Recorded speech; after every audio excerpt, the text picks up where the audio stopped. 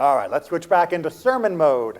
But that means I got to go back 20 years ago to rabbinic school. Back in beautiful, sunny Los Angeles. Whoa, what a town. I have to say the Jewish community in Los Angeles, by and large, was amazing. Scattered across the town that is one of my least favorite places I've ever had to live. But the community itself was nice, with one very notable exception.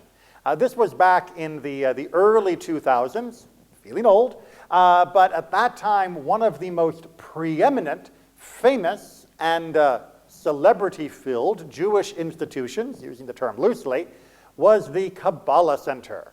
This was in the heyday of Madonna doing her Kabbalah. And, oh, did we have conversations. In rabbinic school, we discussed not just what they were doing and what they were peddling, but also why would it be attractive to some, and what can we learn from their model of behavior, and also what can we learn to avoid from their model of behavior. And one topic at that time was especially common for discussion: the red thread bracelet. Oh yeah. Everybody had to have their special, blessed, red thread bracelet. I'm not looking at anybody now to see if you're still wearing one, but back then this was a big seller. I mean, literally they could go down to a sewing shop, buy a spool of red thread, tie it into a bracelet, and charge $50. And that's 20 years ago money, not now money, which $50 is like, won't even get you, your shopping done. So what was this red thread bracelet meant to do? Does anybody remember this craze? If you don't, great. If you do, that's okay. We can make this an interesting conversation.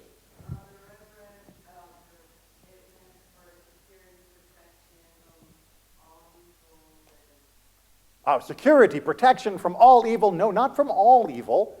From Ain Hara, from the evil eye. From the evil eye. All right, now, Ain Hara is a concept in classical Jewish teaching. The evil eye is there. But unfortunately, when I say evil eye and when they say evil eye, we got two different things going on in mind. For most people, when you hear the word someone is putting the evil eye on someone, you're thinking Hansel and Gretel, witches' curses, and that this is some sort of just terrible superstition. And you're right if that's wrong. You should not be thinking about the evil eye in Judaism that way.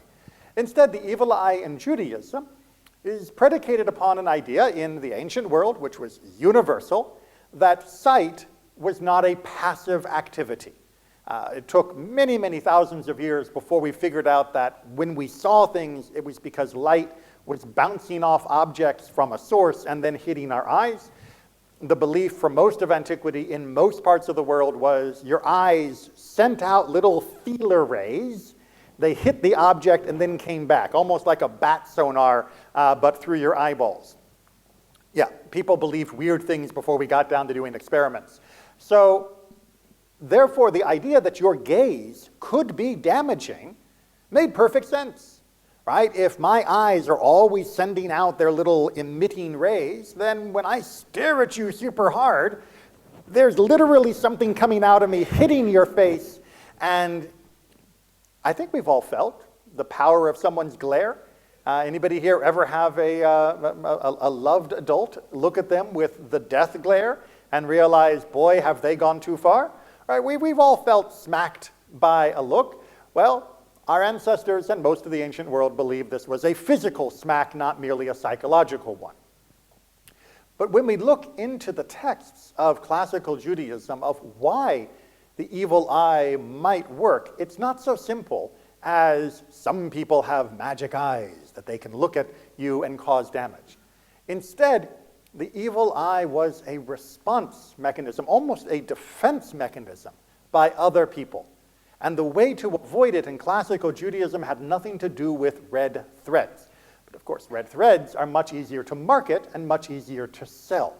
And trust me, we spent many hours trying to figure out why people were willing to spend $50 on a red thread, but not $50 on a copy of the Torah. But we'll come back to why in a second. I think we do have some answers for that. So in Judaism, what causes the evil eye from another person?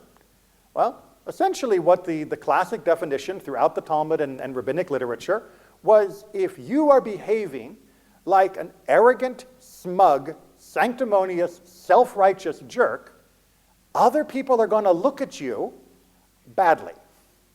Other people are going to go, look, who does he think he is? Look at him lording it over us. Did you see the size of the house that Mr. Shapiro just built? What does he think he is, the king? That guy needs to be taken down a notch. That guy needs to be taken down a peg. Now, that was the classical definition, and it seeped into Jewish culture and Jewish behavior, whether you know it or not. Some of you, I think, are probably from a time when you might have remembered that if you asked somebody, how are you doing at your job? The typical answer might be, I make a living. I'm comfortable. Right? People didn't brag about their stock portfolios. People didn't tell you how many millions they had made. When someone went on vacation, they said, oh, we had a nice time. They didn't whip out the photos to show that they were eating at $10,000 restaurants or that they were going to the most exotic locales. And if somebody was talking about oh, you see this ring? I bought this ring from my wife. But you don't misunderstand. I got it on a discount. I knew a guy down in the district. That wasn't about showing how clever we were at business. That was about avoiding ayin hara. That was about avoiding the evil eye. Because when you were showing people that you had bought your wife a necklace or that you'd gone on a vacation or that your new house was being built, you always wanted to make sure everyone else knew you were humble about this, that you were not growing arrogant, that you were not acting like Joseph, that you were not walking around saying, check out my multicolored coat. Because if you did, you would earn their ire. If you did, you would earn their bitter jealousy deservedly. And therefore, they'd be looking at you with nasty thoughts, and that would be your evil eye. So the solution in classical Judaism to the evil eye, not about threads, but about how you behaved. Right? Don't behave pretentiously, obnoxiously. Don't flaunt your good fortune and good wealth. Remain humble, remain grounded, remain a part of your community no matter how far past you've gone them economically or socially. Make sure that people don't have a reason to think that you have become a terrible person. And then you'll be fine. Well, see, that solution is a lot harder than a red thread. And that solution is a lot more limiting than just putting a red thread on and living however large you want to live. So you maybe can imagine why in Los Angeles many celebrities who were living a very flashy, flamboyant, and kind of obnoxious lifestyle would be worried that other people might look at them bad, but rather than dialing back their lifestyle, it was much cheaper to just wrap a red thread on your arm and say, those losers can just suck my fumes. I'm going to live the most amazing, fabulous life ever, and the rest of them can all just deal with it. Losers, I am the best. It was the exact opposite of what Judaism had taught of how we respond when we've had good fortune. You don't say, woo, I am amazing, the rest of you are trash, and you should all know it. You say, no, I got lucky. Look, I'm doing all right, it's fine, but have you seen the size of my goiter? Right? You don't. Rather than actually trying to constantly humble ourselves and remain connected to people across our community, it became much more attractive to just say, well, of course people are going to hate me because I'm just amazing and they're bitter, they're not me. After all, I must be doing great because God loves me, so boo to them. But if they had read this week's Torah portion, they would have recognized the ultimate fallacy of this red thread. Because who was wearing more threads than Joseph? That was the whole point. He was wearing the fanciest threads you could possibly imagine. It would have had red all throughout, and it would have had every other color you could imagine, or at least they could make at that time. And yet it didn't stop him from being thrown in a pit and being sold off to slavery and all of his decades of woe. Apparently, just wrapping yourself in fancy threads doesn't prevent other people from not only being jealous, but taking steps to bring you down to earth. Now, did Joseph deserve it? Well, we have to try and read the Torah as the Torah was intended to be read, which is sometimes difficult because it doesn't follow modern literary conventions. So what do we know about Joseph from this week's Torah portion? Anybody want to do a quick, just give me one example of Joseph's character as he is being introduced in those first few verses this morning. Come on, folks. You were all here. He tells his brothers and his father about some dreams he had in which he lorded it over with the rest of his family. All right, the dreams, people. Come on. He goes and tells the rest of his family that he had a dream. Now, telling other people about the dream you had last night is generally boring in the best of circumstances. But to tell everybody about the dream you had where all of them were groveling before you is really quite obnoxious. Even if you think the dream was interesting, do you have no self-awareness that other people may not like to hear your story about how you are their leader for all eternity, including your father, a complete breach of the hierarchy of the ancient world? Really, Joseph? You sure you're not on Instagram? It really feels like he has no self-awareness, or perhaps he is so full of himself, and that's the only thing he's aware of. All right, so the dreams are a major red flag in his character. What else do we know about him? So when his father asks him to go check on his brothers, he goes and does it, even though we assume he knows that they hate him. Okay, so he's very oblivious to the fact that his brothers are sharpening their axes, because when his dad says, oh, by the way, go into that dark alley where your brothers are lurking and no one's going to see you, he doesn't seem to think this is a problem at all. So he doesn't pick up on the tension with his brothers. He is oblivious to their evil eye that they're already giving him, because they couldn't even speak a peaceful word to him, it says before this, and yet he still is like, sure, Dad, I'll go. Hi, guys, how's everybody? Because he just thought he was so great that everyone else would realize how great he was. So what danger could he possibly be in? But there is a second part to that story, which is, why was Joseph at home if they were all off working? Right? What's he doing at home for his dad to be able to send him to go see his brothers who are taking care of all of the flocks, which is their job?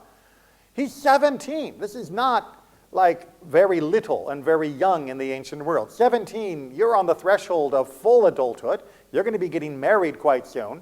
You should be out watching the sheep. You should be out there doing the work that is meant to be done with your brothers. Yes?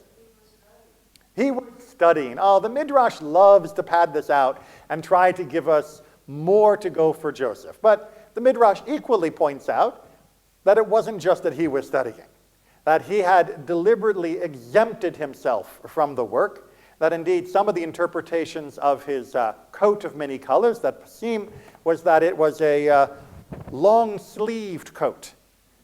And if you know from classical fashion around the world, anybody who wears things that cover their hands, what are they signaling? We don't need to use our hands. I don't have to do any work. I don't need my hands free. Right? So he would be walking around in a way that showed he didn't have to do work. And his brothers, of course, were getting quite frustrated by this, which was exacerbated because the one aspect we do know of his involvement with his brothers and their work was to rat them out to their father. The first thing we find out is that he would bring bad reports about his brother to his dad. He was a little snitch. He was a tattletale. And in particular, he targeted the sons that came not from Rachel and Leah, but from Bilhah and Zilpah, from the two concubines that had been given by Rachel and Leah earlier in last week's Torah portion. So he is punching down on the kids that are already somewhat in an awkward situation within the family structure. And while not doing any work himself, he is more than happy to criticize their work to his dad to get them into trouble. Which is probably why his dad thought he would send him to go visit everyone else, because it's, maybe it's been a while. What are they doing? I haven't seen them for a bit. You go find out what they're doing, because I can trust you, because you'll tell me all the dirt of what they're doing. And he didn't see the danger. He didn't recognize the problem. He thought that everything he was doing was perfect, that he had been born on third base, as they say, and that, well, life was just meant to be like this. Fancy clothes, no work, and being able to get your brothers in trouble, and one day I'll inherit it all, and I'll get to tell them all what to do for the rest of their lives. Yeah, a red thread ain't going to help that. Because fundamentally, he misunderstood his relationship with his brother, with his father, and with everyone else. And it takes him being thrown into slavery, and then from slavery thrown down further into jail, before he finally begins to just be nice, to be helpful, to say, well, if God lets me, I'll help you. If God allows me to interpret your dream, I will. If God blesses us, it's not me, not my charms, not I'm so great, I'm so wonderful, but you know, I'll do the best I can. But ultimately it's up to God. He is humbled and he becomes humble. And in that process, he is then able to greet his brothers when they return, when they come to Egypt seeking food, with a little bit of a test to see if they've changed as well, which they have, but also with a test for himself, that even here, standing at the moment of the fulfillment of his dreams, where they are bowing down in front of him, he isn't lording it over them for all time. He's checking on his brother Benjamin. He's making sure that his brothers have reformed as well in their time away from him. But he is not the same man that he used to be. And all of that could have been avoided, the whole sent to slavery, sent to prison, if he had just had a little more modesty and humility in the first place. If he had been able to see his brothers as his equals, even if his status was going to rise higher than them, and the family of Joseph does eventually, with Ephraim and Manasseh rising to be among the most powerful of the tribes. Even if that is true, you don't have to be a jerk about it.